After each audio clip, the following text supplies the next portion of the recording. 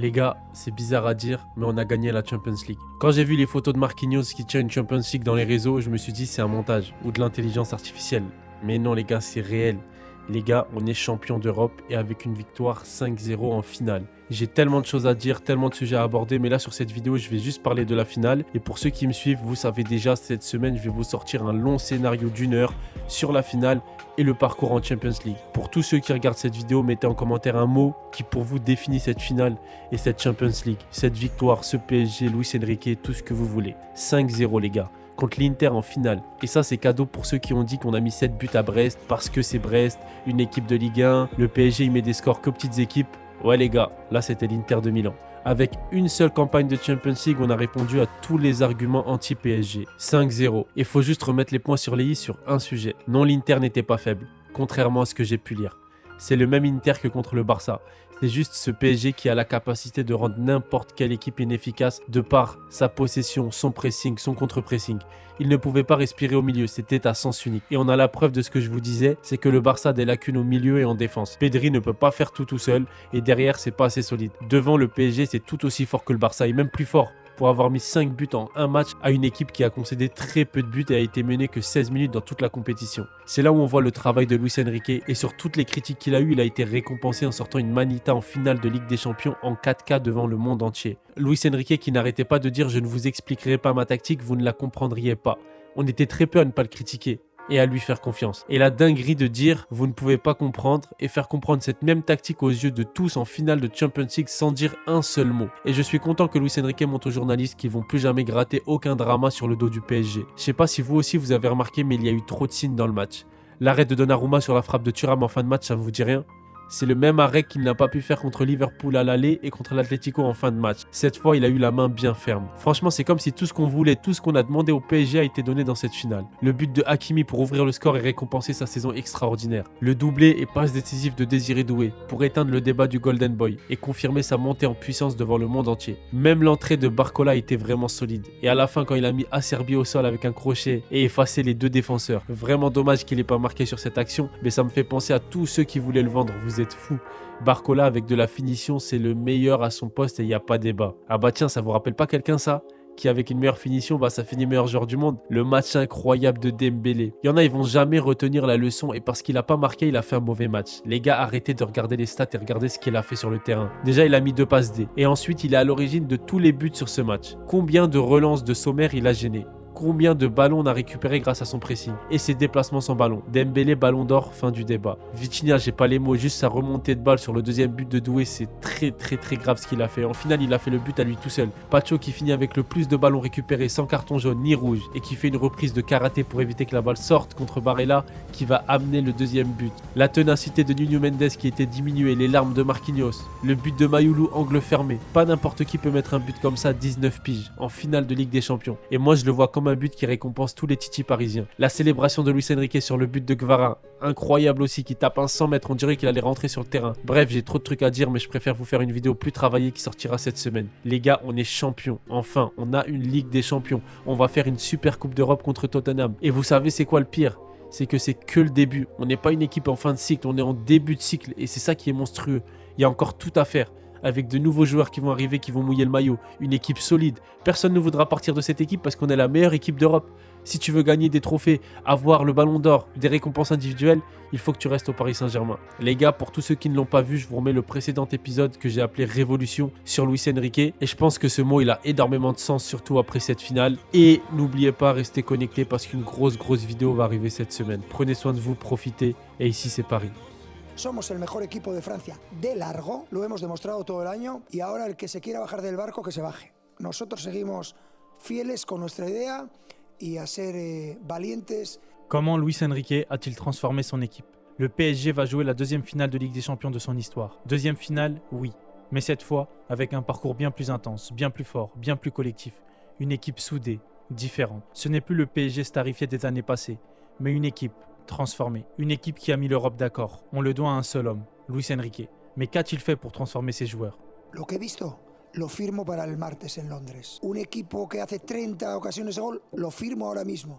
no firmo el resultado, evidentemente. No estoy cero preocupado. Cuando tú tienes un equipo que no especula, que juega a atacar, que presiona alto, que no para de correr, si luego no está acertado en las ocasiones de gol, si luego su portero hace paradas increíbles, forma parte del fútbol, esto lo acepto. Rien n'a été simple au début. L'année dernière, malgré une saison globalement correcte, tous les regards étaient fixés sur Mbappé. Sans lui, beaucoup disaient que Paris ne serait plus qu'un géant sans force. Mais Enrique, lui, avait une autre vision. Sans Mbappé, on marquera plus, on jouera mieux ensemble. Et il avait vu juste. Cette saison, le PSG a multiplié les buts, les buteurs, les combinaisons. Yo sigo pensando que somos mejores en ataque y en defensa, y los números están ahí.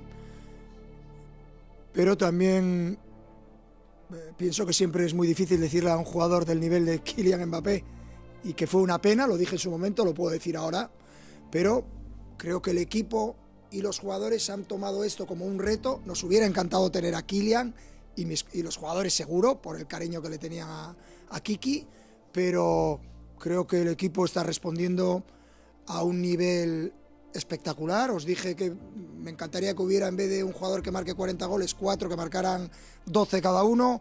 Ya hay 2 que han superado con creces esos números y invitamos a los demás, y ese es nuestro objetivo como equipo, mejorar.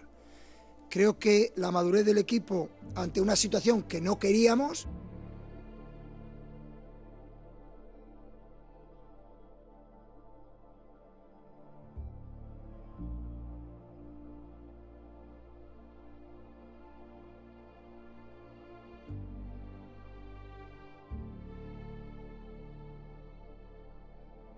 Pourtant, on se souvient d'une première phase de Ligue des Champions compliquée, d'un classement UEFA inquiétant, que ce soit cette saison ou l'an passé.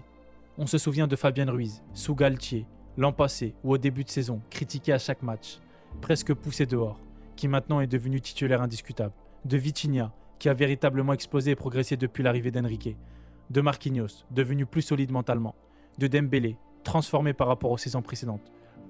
Lo mejor que he hecho yo con Dembélé ha sido que no jugara el día ese que me criticó todo el mundo en Londres, creo que fue, ¿no?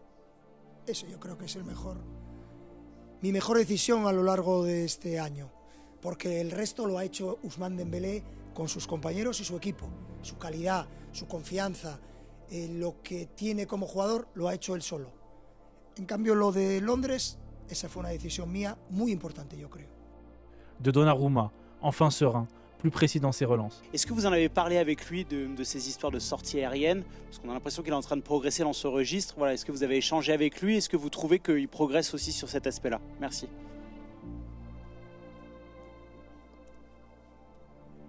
No tengo nada que decir sobre este tema. Et ce ne sont que quelques exemples parmi tant d'autres. Et plus frappant encore, l'infirmerie vide, la salle de soins abandonnée, aucune polémique, aucun excès. Luis Enrique n'a pas seulement transformé des joueurs, il a transformé un groupe. Certains diront qu'il a eu ce que les autres n'ont pas eu, la liberté totale. C'est vrai, mais cette liberté, encore faut-il savoir quoi en faire. Car avoir les pleins pouvoirs, c'est aussi devoir assumer chaque décision, chaque critique, chaque échec. Qui, sous l'ère QSI, aurait osé laisser Dembélé à Paris pour des raisons non sportives en pleine phase de poule, alors que Paris avait besoin de points? Yo soy muy sincero, pero no voy a hacer de esto una telenovela. No ha habido ninguna discusión entre el jugador y yo, porque además es totalmente falso, es mentira. No hay un problema entre el jugador y el entrenador, hay un problema con el jugador y sus obligaciones dentro de un equipo, nada más. Pero se subsana en 5 minutos. Nada más que añadir este tema. Parece que nunca hemos perdido. Con Ousmane Dembélé perdimos en Newcastle también, ¿no? Perdimos en Milán, perdimos en Dortmund, perdimos en casa contra el Barça. Ay, qué miedo, da miedo. Qui aurait été aussi honnête avec Xabi Simons, en lui disant clairement qu'il ne pouvait pas lui garantir du temps de jeu, alors que le PSG avait besoin d'une profondeur de banc. Même le mercato a été vu comme celui d'un club d'Europa League. Aujourd'hui, personne ne pense au prochain mercato. Tout le monde est serein, parce qu'il y a une direction claire, un cap, un groupe fort. Et tout cela, c'est aussi parce que Luis Enrique a accepté d'endosser toutes les responsabilités, même dans les tempêtes. Bajar el nivel de activación negativa y de energía negativa, y mañana tranquilamente hablaremos sobre el partido. Cada uno puede sacar las conclusiones que quiera, pero no creo que haya nadie que haya visto el partido que pueda decir que esto es un resultado justo. O sea, es totalmente injusto, pero el fútbol es injusto. ¿En qué puedo mejorar? A partir de mañana, hoy no, porque es un día de mierda. A partir de mañana empezaremos a pensar en qué cosas podemos mejorar, si es que podemos mejorar algunas, que seguro que sí, porque hay aspectos de mejora. Avoir les clés du camion, c'est aussi accepter que si tout va bien, c'est grâce à toi, et que si tout va mal, ce sera de ta faute. Et au début, ça allait mal. Chaque conférence de presse était tendue, les critiques pleuvaient, sur l'entraîneur, sur les joueurs, sur le club. Et malgré tout, Enrique a tenu. Il aurait pu se renier, céder, changer de méthode. Il ne l'a pas fait. Il est resté fidèle à ses principes. Ses idées, elles ont été critiquées de toutes parts. Je ne veux pas de joueurs qui demandent un poste précis. On jouera mieux sans Mbappé. Je veux une équipe où tout le monde marque. Je veux de la permutation constante. Je veux de la concurrence. Des phrases simples, des concepts qui ont choqué dans le football. On le traitait d'orgueilleux, de prétentieux.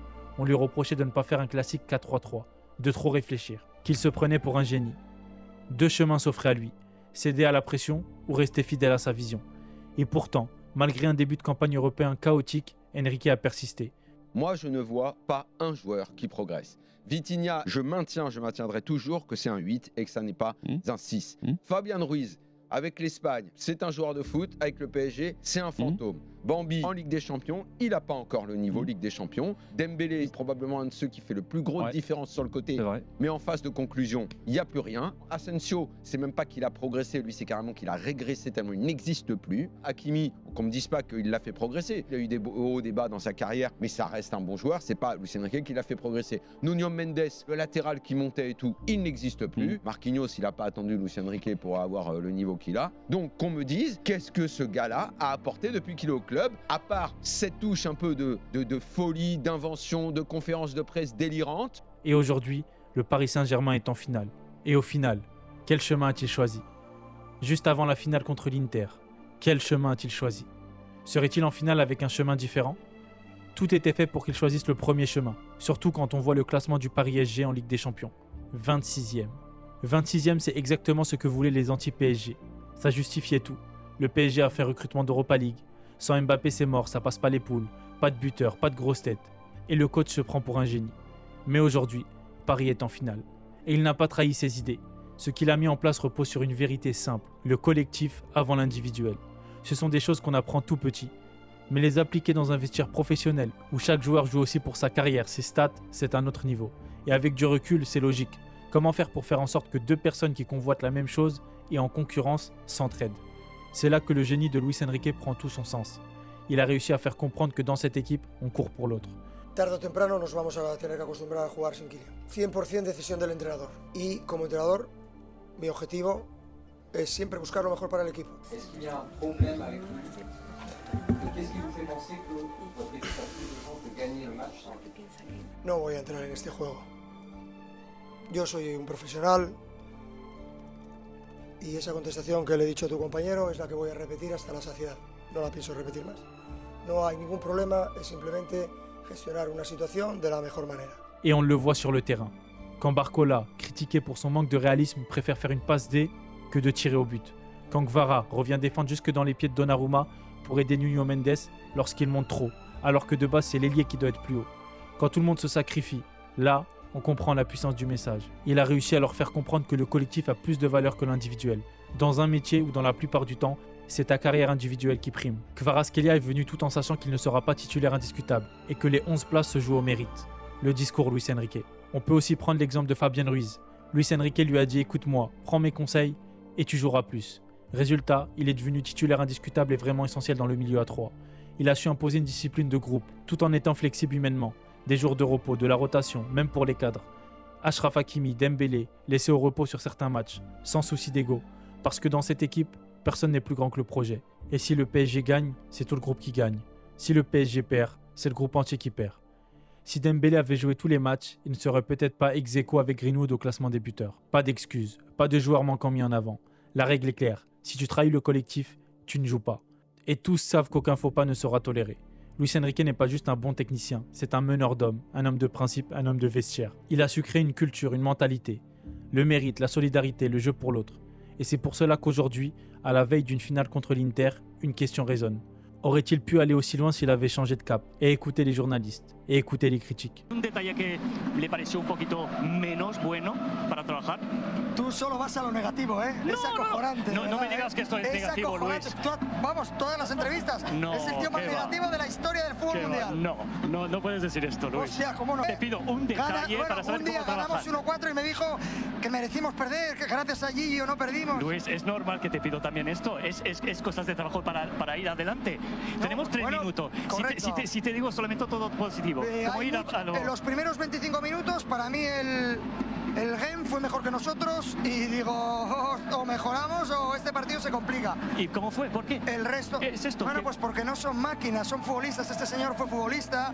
El fútbol tiene Luis, cantidad de circunstancias. Es para entender, también para los más jóvenes Claramente. que entiendan lo los del jóvenes lo fútbol. entienden todo. Yo creo No. que eres tú el que no lo entiende. Ah, La réponse aujourd'hui semble évidente. Non, mais elle aurait été moins évidente quelques mois auparavant. Il fallait ce chemin-là, ce pari fou. Ce Paris Saint-Germain nouveau, européen, humain. Parfois, les plus grandes transformations viennent d'idées très simples. Mais il faut le courage, la constance et l'intelligence pour les faire vivre. Luis Enrique l'a fait.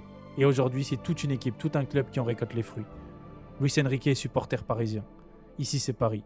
Merci. A vosotros os generan dudas, a mí, cero. Memoria de pez. ¿Sabes lo que es la memoria de pez? Pues eso lo utilizan los tenistas. El punto que acabo de fallar o el resultado que acabo de fallar no me interesa, ya no existe. Solo hay el partido de Salzburgo. Porque si nos centramos en lo negativo, tenemos tanta gente que nos recuerda lo malos que somos, que seguramente estaríamos a punto de tirarnos por un precipicio. Y es cierto, si ahora mismo me dices que firmo un papel y no vuelvo a hablar con la prensa y me quitan el 25, es más, diría el 50, lo firmo. Pero me parece que va a ser imposible, porque los contratos que firman los clubes obligan al entrenador a hablar. Yo me lo paso bien, pero si lo pudiera evitar, lo evitaría. Sobre todo las de post partido, ¿ves? Porque ya no tengo energía para aguantar depende de qué cosas. Merci beaucoup.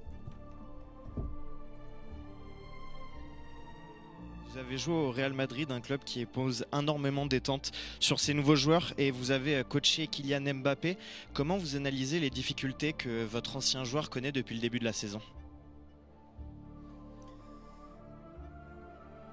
Buen intento. Good try. Ya sabéis que no hablo de ningún jugador que no lleve la camiseta del Paris Saint-Germain.